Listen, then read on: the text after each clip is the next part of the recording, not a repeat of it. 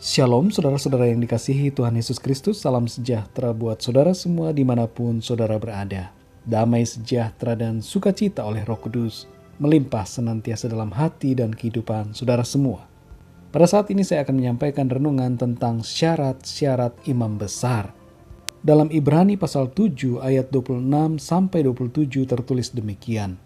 Sebab imam besar yang demikianlah yang kita perlukan, yaitu yang saleh, tanpa salah, tanpa noda, yang terpisah dari orang-orang berdosa, dan lebih tinggi daripada tingkat-tingkat sorga, yang tidak seperti imam-imam besar lain, yang setiap hari harus mempersembahkan korban untuk dosanya sendiri, dan sesudah itu barulah untuk dosa umatnya.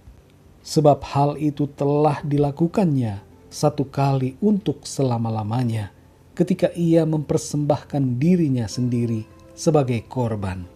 Saudara yang dikasihi Tuhan, ayat ini berbicara tentang syarat-syarat penting dari seorang imam, yaitu imam besar.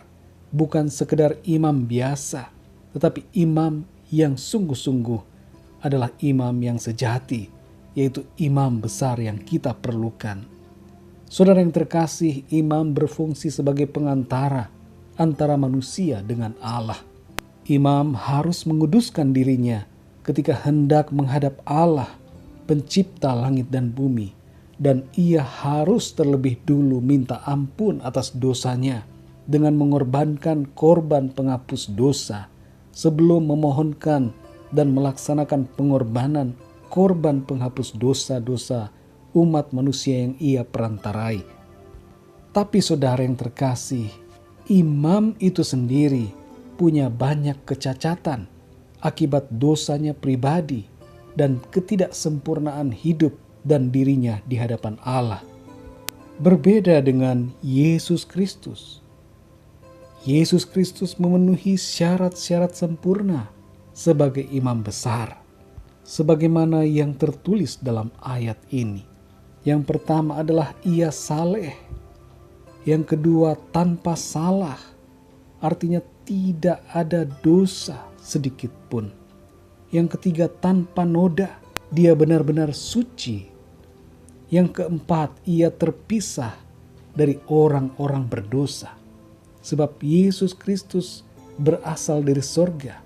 Lahir dari seorang perawan bernama Maria. Dia tidak berasal dari hubungan laki-laki dan perempuan, melainkan lahir, menjelma, menjadi manusia oleh karena Roh Kudus. Yang kelima, ia lebih tinggi dari tingkat-tingkat sorga. Hal ini menunjukkan bahwa Yesus Kristus sebagai imam besar memiliki kuasa yang absolut dan berdaulat atas segala sesuatu. Saudara yang dikasihi Tuhan, jabatan imam besar Yesus Kristus adalah spesial dan agung sebab dua hal berikut ini. Yang pertama, keimamannya bukan karena garis keturunan imam secara manusia, tetapi karena penetapan Allah sendiri. Dalam Ibrani 7 ayat 21 tertulis demikian, tetapi ia dengan sumpah diucapkan oleh Dia yang berfirman kepadanya, Tuhan telah bersumpah dan ia tidak akan menyesal, engkau adalah imam untuk selama-lamanya. Yesus Kristus ditetapkan sebagai imam untuk selama-lamanya.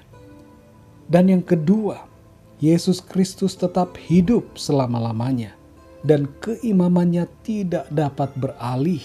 Dalam Ibrani 7 ayat 24 tertulis demikian, tetapi karena ia tetap selama-lamanya, imamatnya tidak dapat beralih kepada orang lain.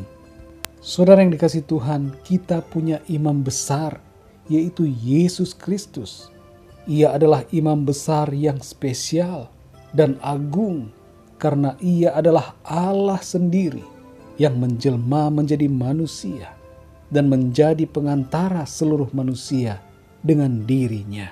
Sadarilah saudara bahwa kita punya imam besar, satu-satunya imam besar, tidak ada yang lain saudara. imam besar yang kita miliki di dalam surga, yang mendamaikan dosa kita dan menguduskan diri kita, sehingga kita dibuatnya berkenan di hadapannya. Jangan takut berdoa, sebab kita memiliki imam besar. Jangan khawatir soal apapun, sebab kita memiliki imam besar di surga. Oleh imam besar kita, yaitu Tuhan Yesus Kristus, kita memiliki damai sejahtera dan sukacita karena diperdamaikan dengan Tuhan, pencipta langit dan bumi ini. Marilah saudara, dengan mendengarkan renungan firman Tuhan ini, kita kembali diingatkan untuk tidak terombang-ambing dengan istilah-istilah imam besar, sebab kita mempunyai seorang imam besar yang benar-benar imam besar. Bukan sekedar gelar imam besar, tetapi imam besar yang kita punyai adalah imam besar yang benar-benar di atas segalanya. Biarlah renungan ini menjadi berkat dan kekuatan buat saudara semua, dan Roh Kudus akan memberikan pemahaman yang lebih dalam tentang kebenaran firman Tuhan. Tuhan Yesus memberkati saudara semua. Sampai jumpa dalam renungan yang berikutnya. Haleluya.